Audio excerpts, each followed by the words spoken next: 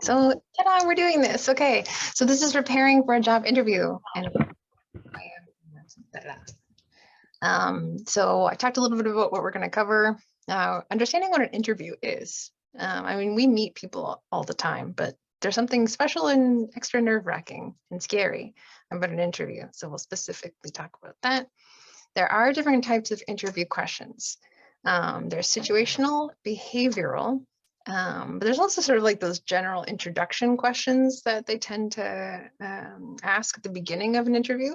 So I call those introduction questions. We'll cover those. And there's something called the STAR technique. And I'm going to talk to you. You may have heard of this before, but it's a key thing that we'll talk about today. We are going to talk about tips on sort of how to prepare before an interview and how to navigate the end of the interview and post-interview process.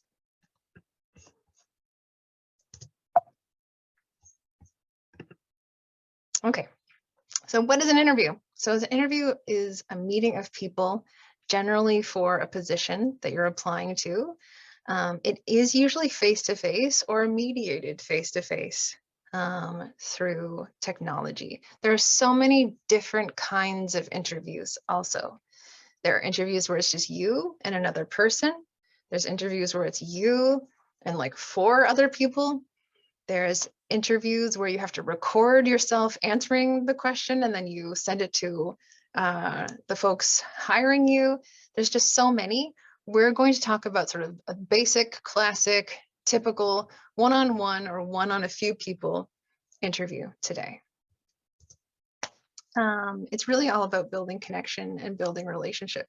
So you're not only interviewing you're not only being interviewed for the position, but you're also in a way interviewing the organization. I mean, obviously when we're looking for a job, often it's like, we need the money really quickly, or we need to get paid, or we're, really excited to hopefully work for this organization. But it's also good to keep in mind that you want to take in how these people make you feel. Are they kind? Are they warm? And if you have the opportunity to sort of choose whether to take the job or not, you can keep that in mind. So it's an interview both ways, really. Okay, so this is before the interview, and I can also give these slides to you if you'd like to share with them, because they are a little content heavy. I know you're recording it, so that's great. People can take it in, but I can also give you the slides if they're helpful. I also have lots of other resources. If any of you want to reach out, I can help out in that area. That'd be great. Thanks, Nat. Yeah, no problem, Varys. It's a really it's a whole skill set, everything career related. And so I'm really just excited that you're actually doing this program. I won't get started in that because we have a limited amount of time, but this is so cool. So the most important thing is to know where you're applying, to know who these people are. It's important to know the company or the organization that you're applying to, because they may ask you the question, so what do you know about our organization? Or tell us a little bit about why you decided to apply here. So if you know some of these answers, it looks like you've done your homework. It looks like you've taken an interest. You didn't just throw in your resume because you need a job really fast, which is sometimes, even if that is the reason, it's good to look like you do want to know what these people are all about. When you apply for a position, make sure you keep the job description or the job ad that you have applied for, because they will take it down sometimes and you won't be able to go back and look at it. So keep the resume that you applied, applied to the position with. Keep the cover letter or anything else that you had to send in. And also keep that job description, because it's literally telling you what they might ask you. And we'll talk a little bit more about that later. Also, excuse me, my mouth gets dry. Also, be sure that you know your own resume. Like, the great thing about, I could have my resume right here in front of me. In fact, I could have it taped to my desk right here and you wouldn't be able to tell. So if you are having an online interview, feel free to have a few little pieces of paper around that can give you hints on what to say.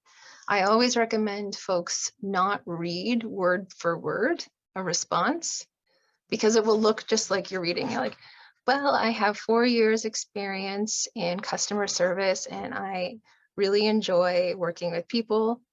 Like that just doesn't sing from your heart. Like, I have 4 years of customer service. I love working with people. It's so fun. That is what gets people excited to want to hang out with you. Usually that's what a job's all about. Review common interview questions. And that's something that I won't even be able to touch today. Like, we'll talk a little bit about it, but there are so many possible interview questions. There does tend to be kind of like a top 5 or top 10. We'll talk a little bit about those, but just literally Google top interview questions. And I know that sounds really silly, but you will find so many different things that you could prepare for.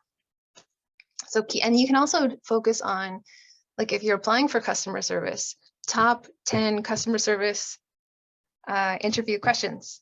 Like, don't be afraid to be specific about what you're kind of engaging with or looking for. So review, practice is key. With a friend, a partner, your kids, if you have them, a career mentor, a coach, counselor, a teacher, a professor, or even just with yourself on camera somehow. Sometimes people record themselves. Practicing can really help you loosen up a little bit about things. Now, if you're doing something online, double check your technology. Make sure that your internet is strong. Make sure that you're in a place that's quiet. I chose my office at the Renaissance College today because I knew nobody else was going to be here. I'll say that and then someone like knocks on my door. But so I thought it was a good spot. I have some good internet, some good light. That's what I mean by create a set. So I'm going to talk a little bit about online interviews right now. As you get like behind me, you're judging me right now. You are looking at what I look like and what I have behind me, maybe. I have a plant. I have a mirror. There's a banana poster. You might think that's weird. I don't know. Should I have the banana poster up during an interview? Depends on where I'm applying to. I don't know. So just think about these things. You want to make sure that you have some good light. So I'm a little, it's at the end of the day, so I could be brighter. Maybe I could have turned on a bigger light, but you have to think of these things. Also, when I'm talking to you, I'm talking to the camera. It's really kind of weird because I want to look at Ferris and Emma down here on the side of my screen, but I'm trying to look here because that makes you think that I'm looking into your eyes. So practice looking into the camera. That can help you seem like you're connecting a little bit more. Now, with in person, you want to make sure that you know where the location is. You want to make sure that you have transportation that's reliable to the location. You can look up, if you happen to know the name of the person you're interviewing with, you can, excuse me, I had a drink. Thank you. You can Google the person that you're having the interview with, so you can see what they're like or what they look like. Even if you have LinkedIn, get on LinkedIn. It's a wonderful platform if you feel comfortable, and you can absolutely look at folks' profiles. It's not weird. You can totally do that. With your body language, and again, sort of online, you want to be able to have sort of like frame yourself so that you can see, some of your body. You're dressed relatively professionally, at least for where people can see. Now, in person, you kind of want to wear what people generally wear on the job.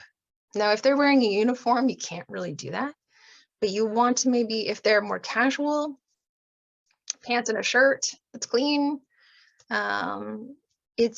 you have to feel comfortable. Don't wear something that you don't feel comfortable in, or you'll be fidgeting. You want to seem, I mean, obviously it's okay to be nervous, like it's a nervous thing. Even early at the beginning, I felt nervous, because I do, or I did. I feel better now. It's okay to say so. You're like, wow, I'm really nervous. It just means that you care. Like you care about doing a good job in this interview. That's a good thing. So sometimes it feels good to just say it out loud. And so, looking back, that's actually kind of what I did. In person too, again, handshakes are touch and go. I used to coach people on how to have a good handshake. I loved it. But now we don't really handshake much. So I would say, go with whatever the employer is kind of like, whatever your personal comfort level is. And if the employer comes in for a handshake, you do have the right to be like, I'm not comfortable, but like give them an elbow or give them something. But this is a whole other realm that we would generally have not ever had to talk about. But yeah, it's sort of about just sort of feeling that space out. I'm sure many of you have like, oh, I want to give you a hug, and like someone doesn't hug you, and it's okay. Like we're all awkward. It's all right. So that's part of the interview process. Yeah, so that's really kind of around first impressions. First impressions digitally and first impressions in person. You also want to make sure that you are on time. In fact, a few minutes before time is best. Even working out things like I didn't make sure that my Zoom settings were able for me to share my screen or whatever. I mean, if that was an interview, maybe that's make or break. I don't know. So just making sure that your technology is all set up for that. So that's before the interview. That's a lot even before the interview. So because of there's so much to think about, these are some tips to calm your nerves. Know what you're going to wear beforehand so you don't have to worry about it. Make sure it's clean. Make sure it's ironed or whatever you do. Maybe go shopping or get a new clothing or ask a friend to borrow a great shirt if you don't have one. Some people really get nervous. And so doing some physical exercise, breathing techniques, just whatever you do to calm, do it. That can help. And knowing too that this is a learning opportunity. You're going to learn about the company. You're going to see what they're like, and they're going to have a chance to learn about you. So taking some of that pressure off. I know what it's like to have literally negative $40 in the bank account and needing a job. So I know that it's sort of easier said than done. And the more calm you can be, the more kind of able to respond and be present you'll be able to be. So let's talk about types of questions, because there's lots of questions they may ask you. So if you do not prepare at all for an interview, that's your business. That's okay. But if you just need to prepare for one question, because that's usually the question they will ask you. Tell us a little bit about yourself. So the employers are just curious to know how you describe yourself. They want to get to know you. They're like, oh, hi, tell us a little bit about yourself. They want to see who you are. Now, this is in relation to the job. They don't necessarily need to know, what you did when you were 3 years old and all of the places you traveled, unless it's, travel related. Again, look at the job description. They're saying maybe they need someone with their high school diploma. Mention oh, I graduated high school this year, or maybe they need someone with specific training. I have been trained in this area, this area, this area. I've been working in this for the last 2 years. I really enjoy problem solving or helping folks feel better about themselves. Whatever is connected to the position, you want to throw some of that in there. So you can start with your name. My name is Nat Perry. I have a background in counseling and coaching and facilitating. But I would change that. If I was applying for a customer service job, say my name is Nat Perry, I might not even mention my degrees because maybe it's not necessary. So I'm not going to tell.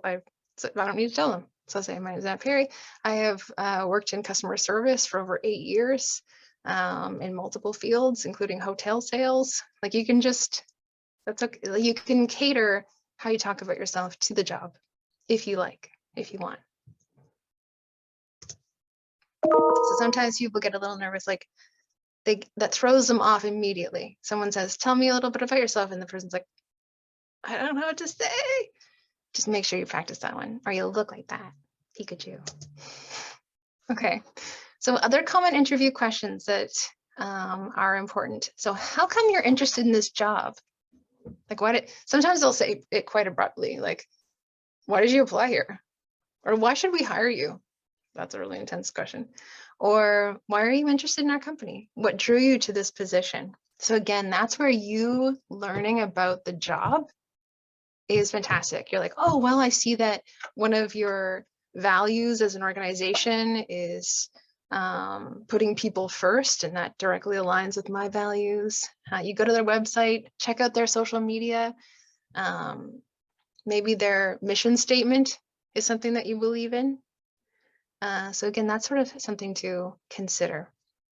So tell them about why you think their organization is really cool and potentially even how you fit. Another quick one is, what would you consider your strengths? They want to hear again, like something job related or job related-ish that you would bring to the table. What do you bring to the organization? They don't necessarily want to hear about what you think they will do for you. Like, why did you apply to this position? Well, you have really good benefits and you pay really well. Like, you can say that, but that might be true, but it's not telling about how you fit what they would like. Another key one sometimes they ask is, what would you consider one of your greatest weaknesses? Or what do you struggle with? Again, you want to choose something that's actually not directly on the job description, usually if you can. But if it is, if you're honest and you're like, oh, I'm not that great at time management, say, if you do say that, you want to show that you're working on it, that you've made improvements on it. Because if you have, then it just shows you're a person who's able to notice something about yourself that needs to be changed, and you're working on changing it. And you can tell them how you have been changing it. You use a new kind of online calendar, or you write things down in a task book that you have. All you need to do is show that you're working on it. And sometimes being truthful comes off even better than, like, if it's a job that has nothing to do with math and you're just like, well, I'm not good at math. Like, that's an easy out. You can totally say that. And it might mean more if you choose something that's kind of real, but that you're working on. All right, just something around that. So another kind, so that's really the first chunk of the interview, usually. The next ones, depending on what you're applying for, again, but this is a huge generalization of interviews, but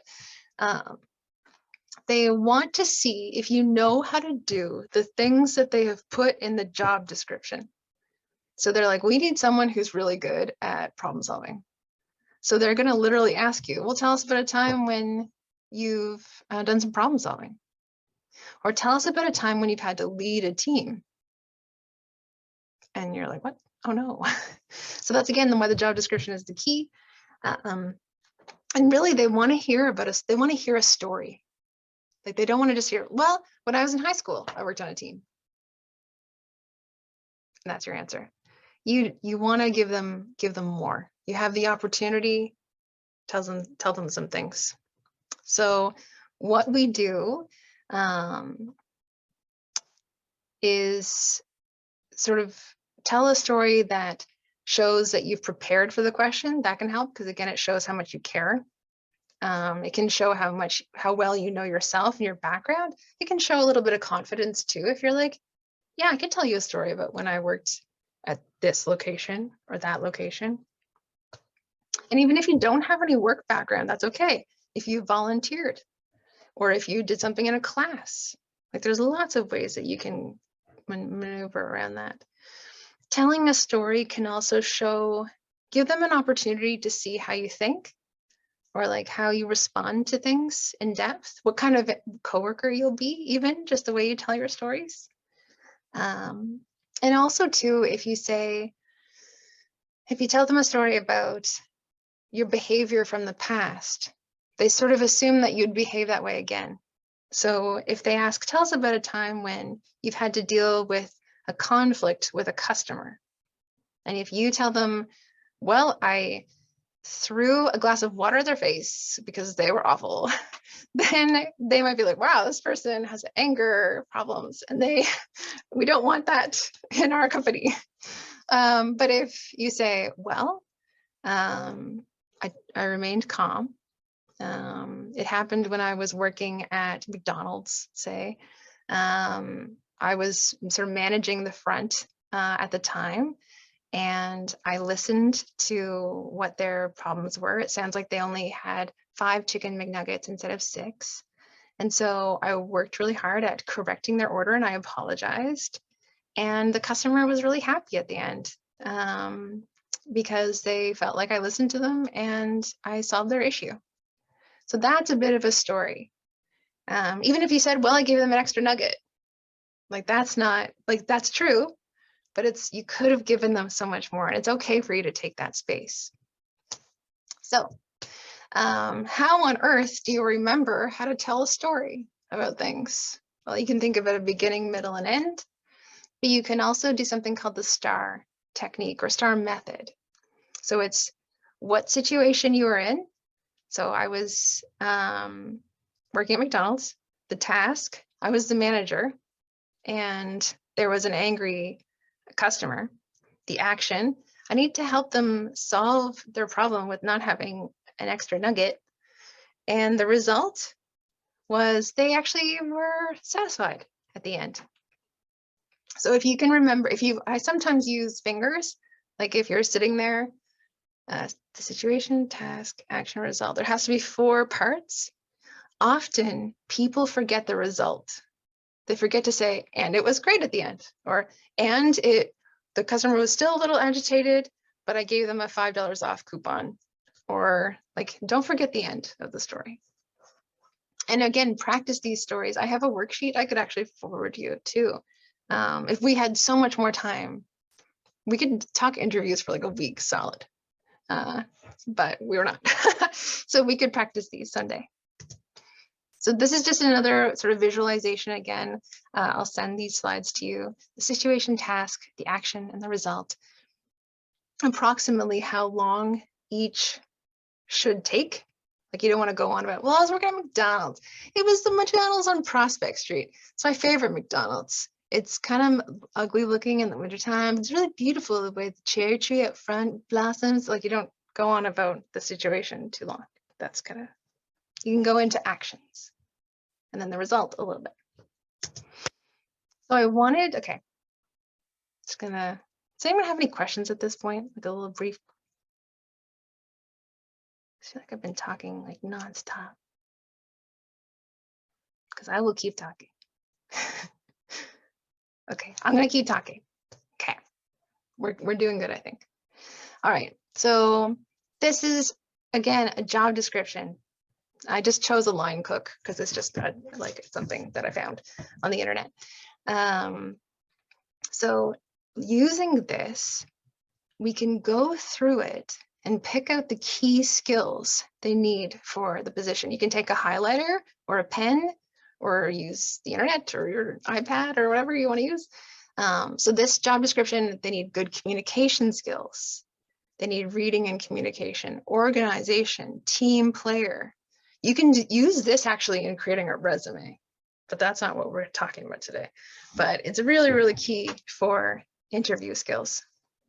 Again, they're literally telling you what they need to hear. And then sometimes they also give hints on questions that might come up in the interview, like presents themselves professionally. So when you come to the interview, you want to show that you can dress professionally. Whatever that looks like, probably definitely clean, crisp shirt. at the end of the day. Meets timing standards. If you show up late to this interview, it's not going to work. They're not going to be kind about it because they need someone who can manage time. And again, high standards of cleanliness. Maybe they could see my board back here and they're like, oh, wow, that board is messy with ideas and ridiculousness.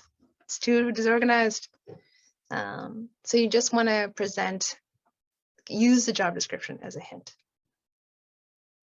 They also ask you to be able to carry 25 pounds. So again, they might actually ask you. I actually had an interview once where I had to literally pick up the thing that I would have to pick up in the job. And they're like, yep, that's great. You can pick it up, you're hired. So hopefully it's just that easy for you. Okay, so you've kind of gotten through the interview. You're probably sweating, or I don't know, whatever you're doing, you're nervous, but you're almost there. So you always want to have some questions at the end. So I won't go too deep into this because again, I'll let you kind of look at it on your own time. But one key thing is, and I've actually made this mistake and it is not a good feeling, but asking about the salary. So in the interview process, you don't ask about the salary, even though I think that's ridiculous, but you shouldn't. Don't do it. In Canada, and I also too, I should really specify, everything I'm talking about is very Canadian centric. So if you travel anywhere else in the world, totally different scene, potentially. I should have said that at the beginning. But not about salary or benefits. Like what kind of benefits are here? Those are things that you can ask when you're offered the position. So when you're offered the position, they should actually tell you what benefits you'll get or what the salary is. And if they don't, that's when you ask. So you have to hold that one back, even though that's probably why you're so excited to apply. So just know that. Also too, something that's cool, you can ask like training, like how are new employees onboarded here?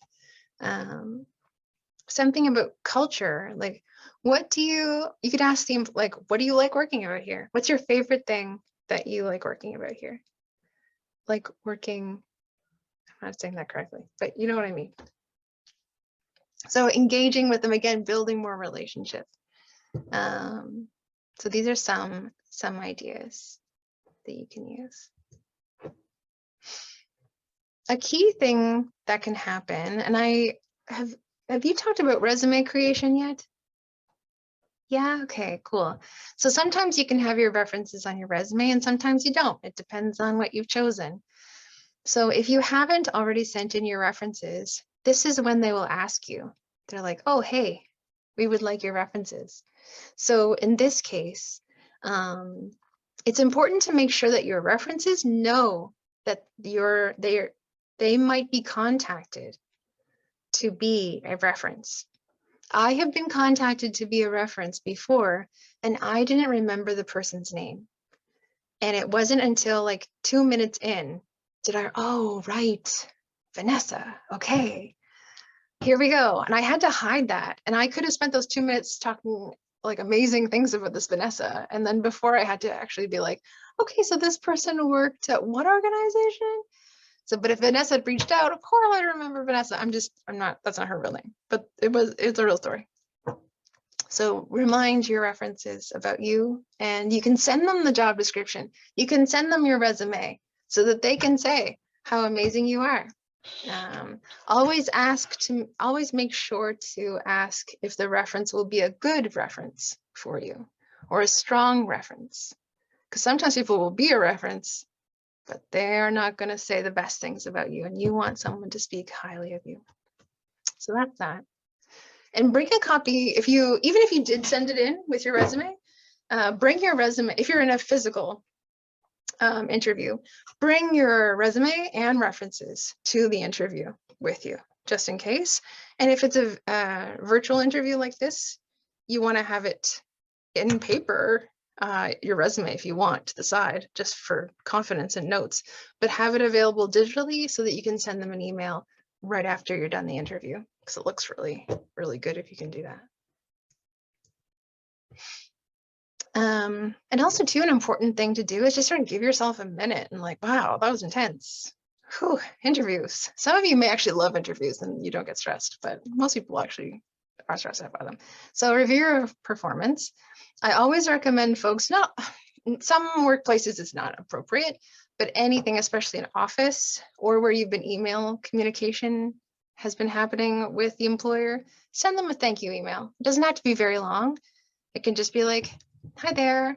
I wanted to thank you again for spending time with me today. I'm excited about this job opportunity, and please don't hesitate to reach out if you have any further questions. I look forward to hearing from you. Love, Vanessa. Or no, don't say love, but thank you, Vanessa. And you're allowed to follow up with the employer 1 to 2 weeks after if you haven't heard from them. Like you can just send an email and be like, hey, I just wanted to check in, see how things are going. Please let me know if you have any further questions.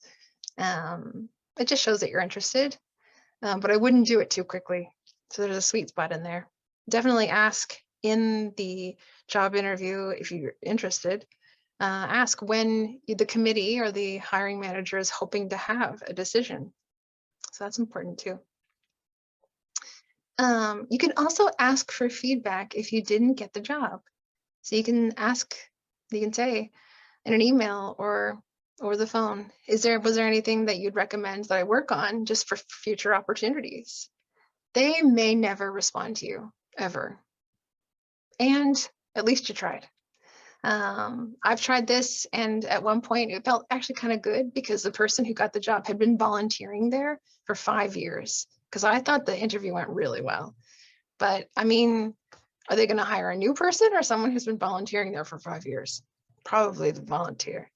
So it made me feel good that I tried my best, but didn't get just for a fair reason. So that's something you can ask. So I'm finally done talking.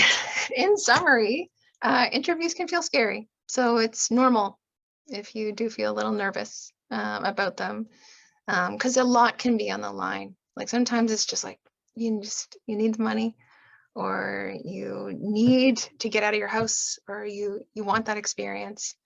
So it can be emotional. Researching the organization and practicing will definitely help with you feeling more confident. And honestly, the more interviews that you have, the more experience you have. So you can you can apply to as many positions as you want. Try and get as many interviews as you want. Say no, that's okay. I mean, within reason. It can help you practice and know who you are. Work on that resume, think of your career story, reflect on the amazing, cool things that you've done in all your jobs. Work with Sally or folks at the MCAP to help you sort of unearth those things maybe that you are like, oh, I didn't realize I did that. I did do that at that job. Cool. And practice your star stories. And that's it for me. Thank you so much. That's my email. You can reach out to me if you have any other questions about things that I've said. And if you had any questions, I have no idea actually what time it is. Okay, it's 5:12. Okay. So we're a little further in time than I hoped, but we do have some time for questions. That's okay. Thank you so much, Nat, for this great presentation. All right, I feel like I learned a lot, even if it's things that I've already practiced in the past, but I still feel like I needed to learn some of the things that you talked about. So thank you very much. I do have a question that actually is in my mind now. Just to go back to the salary piece of the interview, you said that you can't ask, or like it's a mistake or sort of a mistake to ask about the salary for the job, but what if the employer asks the interviewee about the salary? Like, good question.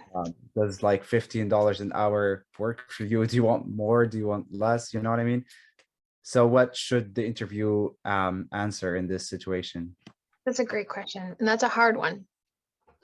So that's part of the research, especially if this is a strong value and something that you really care about. And if you were to get a little less, will you get resentful? Because that would be, if it doesn't really matter, then you don't have to focus on this. But researching the organization, Glassdoor used to be a website that you could use. I've recently found it's kind of prohibitive, like it's hard to find, but you can, I could probably even send this to, there's ways to the government of Canada to look at labor market statistics, and you can find out how much employers in Canada generally make. You can look up, again, like that kind of like very specific Google search, like Yeah. how much does an employee at Chapters Indigo make per hour, or how much do folks in this, so having an idea of what the pay should be. And also, you can also be practical about it. Like, what's your budget? Like, how much money do you actually need? Like, if they're only going to give you X amount of dollars and that's not actually going to sustain you, then you can just be like, listen, I understand that the job range is from 15 to 20. I believe that my experience in this, and this, and I have this experience, I've been doing this and this and this. I would hope that it would fall in that mid-range between $17 and $18. Yeah. That's part of, that's a whole other workshop, is salary negotiation, which is kind of fun, but it's not you. It's fun when it's not yourself having to do with it. Yeah. So knowing what you should expect, and then knowing what's comfortable for you. So it's a bit of a balance there. Yeah. Um, So it's okay to say what you want to get. if they ask. Yeah, if they ask. If they ask. And there's a big push for employers to post what the job actually pays. And I really hope that continues, because people don't realize how much work it is to apply for a job. It's exhausting and intense. And to not even know what the pay is, it's a little unfair. So that's my rant. Sorry. Perfect. No, thank you. I have a question too. Sure. So I know like your program is more towards the youth, but I'm thinking too that there's a lot of jobs that are virtual. So what do you think about when you ask a question, asking about flexible hours and the possibility to be virtual? Is that a thing that would be accepted? Like I'm thinking graphic design might be able to be virtual now. Yes. So yeah, what's your thought on that? Yeah. Yeah, that's also a great question. Thank you. If you would like to work virtually and you want to test it out, that's absolutely a valid question. Even at the end, like, do any folks in this role work virtually, or is the office sort of physical? Everyone comes in. Does anyone do any remote work? So you can ask questions around that, absolutely. And I think there's, again, sort of a lot of cultural desire for organizations to be flexible. So if it's a value to you, that is absolutely okay to ask. Yeah. Thank you. Yeah, you're welcome. Does anyone else have any questions? I know we're over time, and we got started late and I talked a lot, so. That's all good. Yeah, all good. It was a No great worries. presentation. Thank you.